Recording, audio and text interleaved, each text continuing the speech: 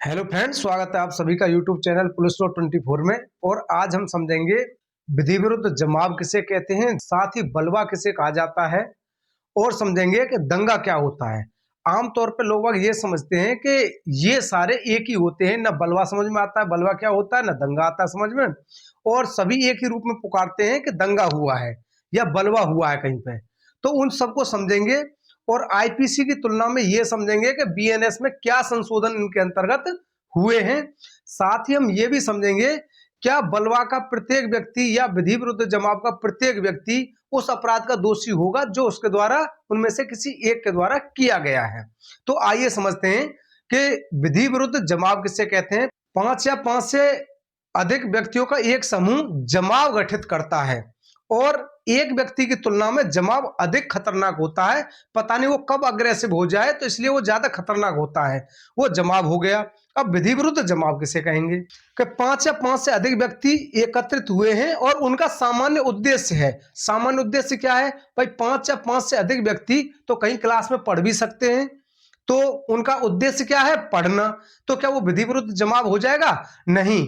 उसके लिए कंडीशन दी गई है, 5 कंडीशन ऐसी हैं जो विधि विरुद्ध जमाव कर देती हैं उसे। तो उन कंडीशन को समझेंगे। पहली कंडीशन आती है कि केंद्र सरकार या राज्य सरकार या विधानमंडल या संसद या लोक सेवक जब वो लोक कर्तव्य का पालन कर रहा है उस समय पे उनको भयभीत करता है आपराधिक बल द्वारा। ये पहली कंडीशन आ गई इसकी।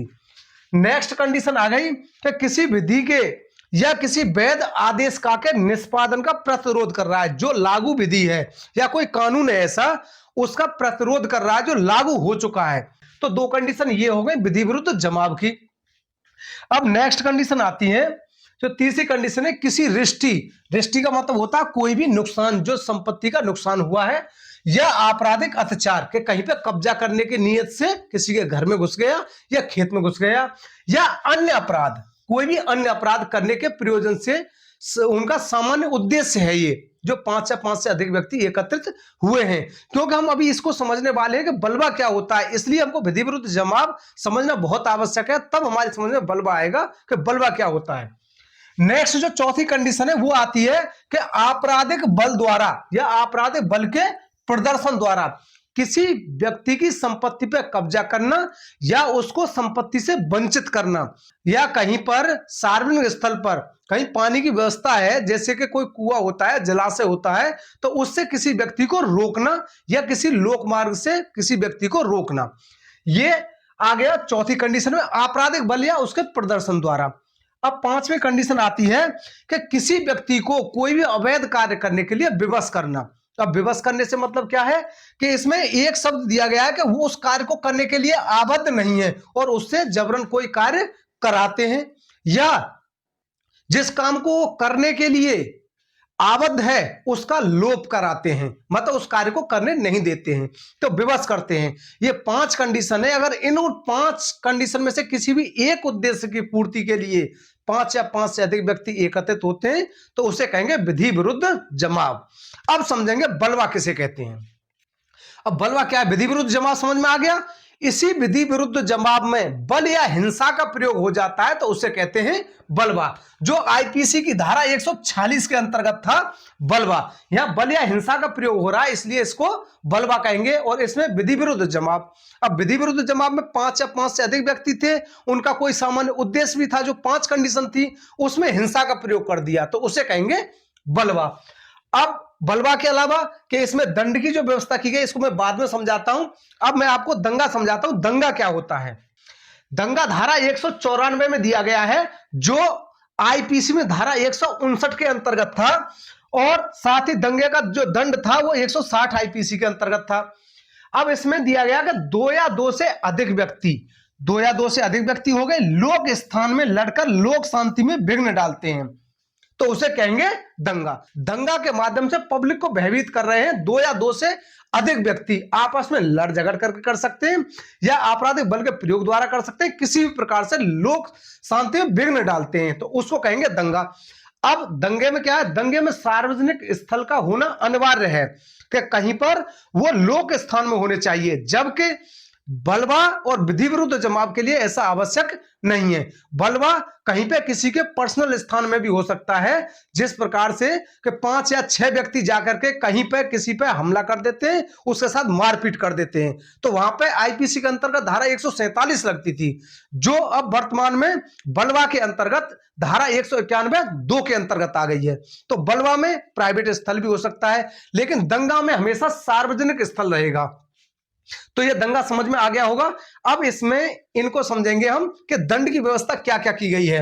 दंड की व्यवस्था देखते हैं। सबसे पहले विधि विरुद्ध जमाव में समझते हैं कि विधि विरुद्ध जमाव में दंड की क्या व्यवस्था की गई है।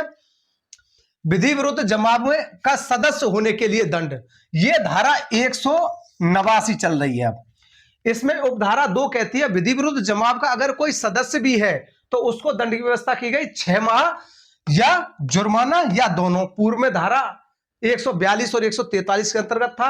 अब नेक्स्ट आ गया कि विधि विरुद्ध जमाव को यह जानते हुए कि उसको बिखर जाने का समादेश दे दिया गया है और फिर भी उसमें बना रहता है, तो सजा की व्यवस्था की गई है 2 वर्ष, जुर्माना या दोनों। आईपीसी में धारा 145 आईपीसी के अंतर्गत था। अब इसमें दिया गया कि बिखर जाने का समादेश कौन दे सकता है। विधि विरुद्ध जमाव अगर कहीं पे है तो उसको बिखर जाने का आदेश कौन दे सकता है।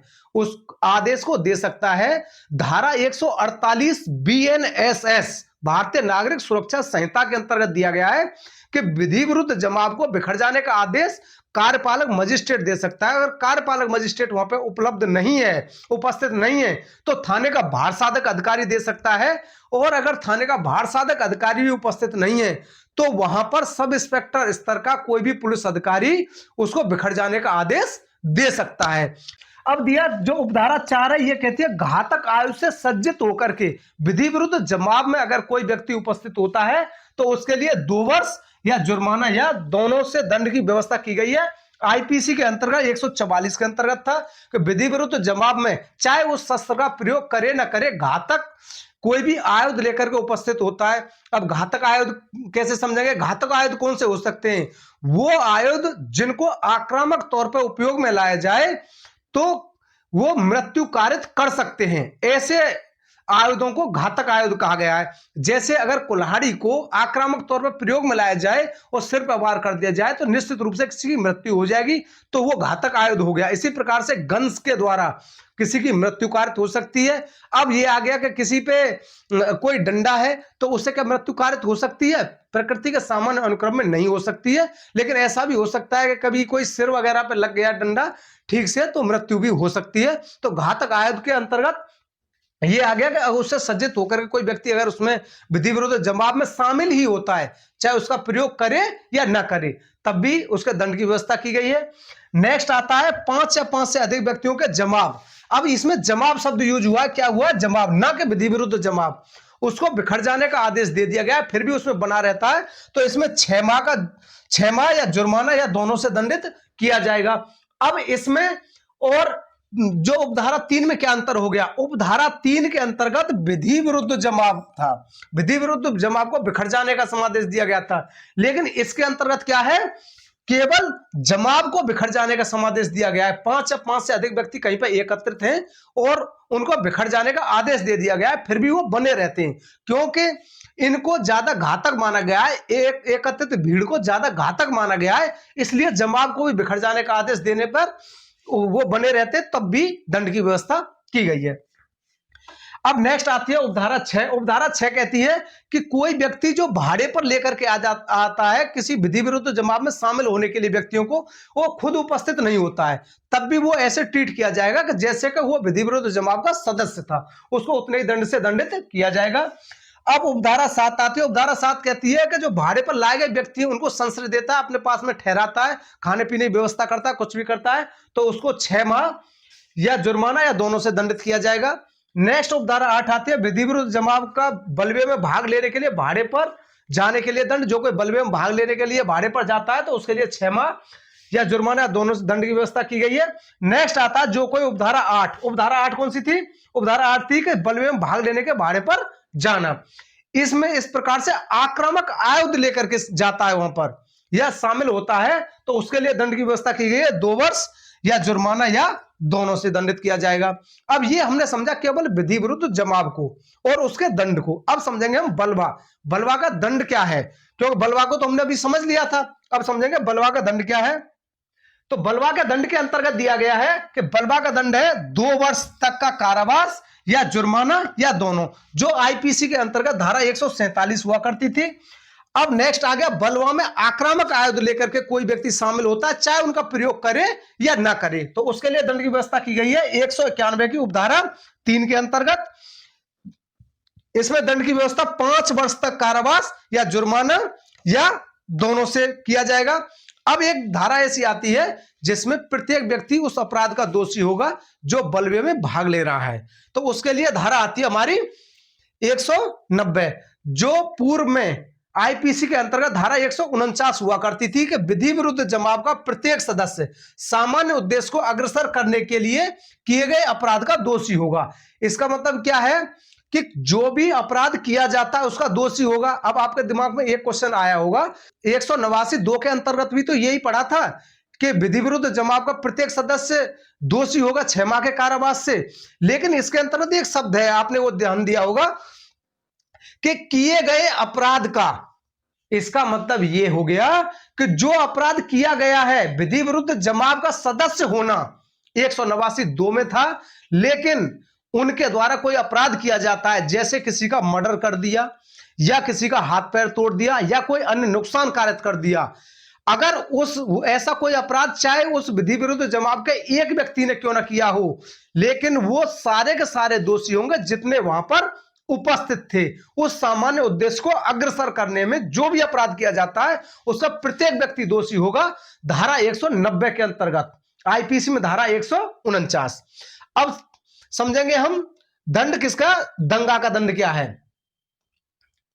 दंगा का दंड जो दिया गया है ये 1 माह का कारावास या 1000 रुपए तक जुर्माना या दोनों। ये आईपीसी में 160 था, और ये अपराध कैसा है, ये संज्ञेय अपराध है। बेशक 1 माह की सजा है, लेकिन ये कॉग्निजेबल ऑफेंस है। तो ये थी हमारी धारा 189, 190, 191 और धारा 194 बीएनएस। और इसके अंतर्गत हमने समझा विधि विरुद्ध जमाव को, बलवा को और दंगा को। आशा है कि आप सभी लोगों को यह समझ में आया होगा। अगर आपकी कोई क्वेरी है तो कमेंट सेक्शन में आकर के मुझसे पूछ सकते हैं। और वीडियो पसंद आए हो, धाराएं समझ में आई हो तो लाइक करें, चैनल को सब्सक्राइब करें, वीडियो को शेयर करें। Thank you.